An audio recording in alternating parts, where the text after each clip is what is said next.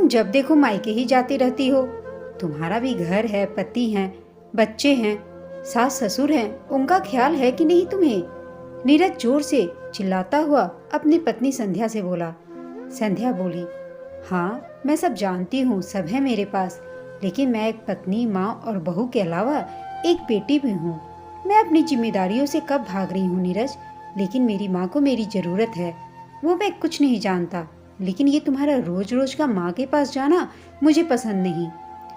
इसमें पसंद और नापसंद की कोई बात नहीं है नीरज, यह तो मेरी एक जिम्मेदारी है जो मेरे भाई नहीं उठा रहे हैं, इसलिए मुझे अपनी बेटी होने का फर्ज निभाना पड़ रहा है। माँ को अकेली ऐसे तो नहीं छोड़ सकती हूँ ना। यूं संध्या 2 बहन और 3 भाई थी। सब कुछ बहुत अच्छा चल रहा था। धीरे धीरे सब भाई बहन की शादी हो गई। संध्या सब भाई बहनों में सबसे बड़ी थी। सभी भाइयों की शादी हो जाने पर घर छोटा पड़ने लगा, तो संध्या के पिता ने निर्णय लिया कि आगे और परिवार बढ़ेगा तो दिक्कत और बढ़ेगी, इसलिए तुम लोग अपना अपना घर अलग से देखो। सबसे छोटा भाई यहीं रहेगा हम लोगों के साथ, हम लोग तुम लोगों के पास आते जाते रहेंगे। संध्या के पिता रिटायर हुए तो सारा पैसा तीनों बेटों में बांट दिया कि अलग घर खरीदो, थोड़ा मैं दे देता हूँ पैसा और थोड़ा अपने पास से लगा लो, और जो कम पड़े तुम लोग ले लेना। फिर वही हुआ, सबने अपना अपना घर अलग बनवा लिया, और घर से अलग जब रहने लगे तो माँ बाप की जिम्मेदारियों से भी मुंह मोड़ लिया उन्होंने। बड़े 2 भाइयों ने मकान लिया तो छोटे ने भी खरीद लिया, और पापा से बोला कि पापा जब नया घर खरीदा है तो उसमें रहने में भी अच्छा लगेगा। फिर आप लोगों का क्या, कभी हमारे पास तो कभी भाइयों के पास, तो कभी अपने घर पर रहते रहिएगा। संध्या के पापा ने बोला, ठीक है बेटा, लेकिन सब अपने अपने घर जाकर मम्मी पापा की तरफ से बेफिक्र हो गए। पापा को पेंशन मिलता था, फिर इस उम्र में कोई खास जरूरत रहती नहीं है। हाँ, हारी बीमारी पर थोड़ा खर्च होता है। संध्या और तीनों भाइयों की शादी लोकल ही थी। छोटी बहन शहर से बाहर थी। इसी बीच एक दिन सुबह सुबह पापा को हार्ट अटैक आया और वो भगवान को प्यारे हो गए। अब घर में माँ अकेली रह गई। अब माँ ने सोचा, अकेली यहाँ पर क्या करूँगी, बच्चों के पास ही रह लेती हूँ। लेकिन तीनों भाइयों में से माँ को अपने पास ले जाने को कोई राजी ही नहीं होता था। जब माँ कहती मैं यहाँ अकेली रहती हूँ तो भाई कहते तुम वहाँ जिंदगी भर से रहती आई हो तो तुम्हें वहीं अच्छा लगेगा, यहाँ तुम्हारा मन नहीं लगेगा, तुम वहीं रहो, हम लोग आते जाते रहेंगे और तुमसे मिलते रहेंगे। ऐसे ही सिलसिला चलता रहा। संध्या की माँ अकेली पड़ रही थी। धीरे धीरे सबका आना जाना कम हो गया। 4-5 दिन बीतने पर कभी थोड़ी देर को कोई बेटा आ जाता था, लेकिन माँ को ले जाने की कोई बात नहीं करता था। कभी कभी फोन पर बात कर लेते थे वो लोग, और धीरे धीरे सिलसिला काफी कम हो गया।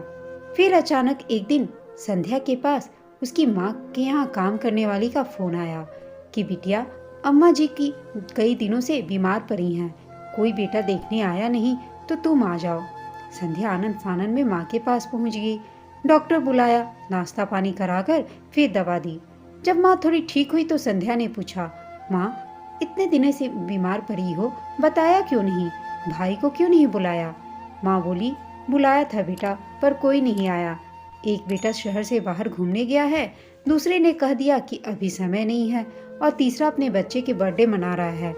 संध्या को यह सब सुन बहुत गुस्सा आया, और उसने गुस्से में भाइयों को फोन करके भला बुरा कहा, लेकिन भाइयों ने टका सा जवाब दे दिया, हम लोग ही क्यों देखें माँ को, तुम्हारी भी तो जिम्मेदारी है, तुम भी तो उनकी बेटी हो, पैसे की हकदार हो तुम भी।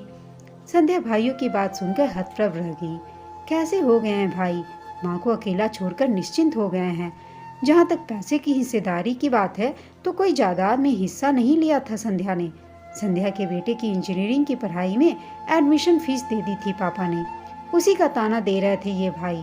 और जब संध्या माँ की देखभाल करने लगी तो भाइयों ने माँ की तरफ से बिल्कुल ही मुंह मोड़ लिया। तीनों भाई आपस में यही कहते रहते कि तुम जाओ या तुम जाओ। संध्या से माँ की हालत देखी नहीं जा रही थी, इसलिए करीब करीब रोज ही 2 घंटे को आकर माँ से मिल जाती थी, घर की व्यवस्था देख जाती थी, दवा वगैरह का इंतजाम कर जाती। इसी बात पर आज संध्या का पति नीरज संध्या से गुस्सा हो रहा था। संध्या ने बोल दिया, देखो नीरज, मैं एक बहू और पत्नी के अलावा एक बेटी भी हूँ, माँ को मेरी जरूरत है। भाइयों ने मुंह मोड़ लिया है तो माँ को ऐसे अकेले तो नहीं छोड़ सकती ना, फिर मैं अपनी जिम्मेदारियों से तो भाग नहीं रही। हाँ, मैं यहाँ पर सास ससुर का, तुम्हारा और बच्चों का सब करके जाती हूँ। क्या 2 घंटे के लिए मैं अपनी माँ के पास नहीं जा सकती? अगर तुम्हारी मम्मी के साथ ऐसा होता तो क्या करते तुम? संध्या की सास बाहर बैठी सब सुन रही थी। उठकर कमरे में आई और बोली, तुम ठीक कह रही हो बहू, यहाँ तो सब लोग हैं, वहाँ तुम्हारी मम्मी अकेले हैं। नीरज, तुम बेकार में नाराज हो रहे हो, बहू को जाने दो। ये तो कितनी अच्छी बात है कि संध्या बहू और बेटी दोनों का फर्ज अच्छे से निभा रही है। आखिर बुढ़ापे में बेटों ने साथ नहीं दिया तो बेटियां ही तो काम आनी हैं। दोस्तों, आपको यह कहानी कैसी लगी कमेंट करके बताइएगा। साथ ही कहानी अच्छी लगी हो तो इसे लाइक, शेयर और चैनल को सब्सक्राइब अवश्य कीजिएगा। कहानी सुनने के लिए आप सबका धन्यवाद।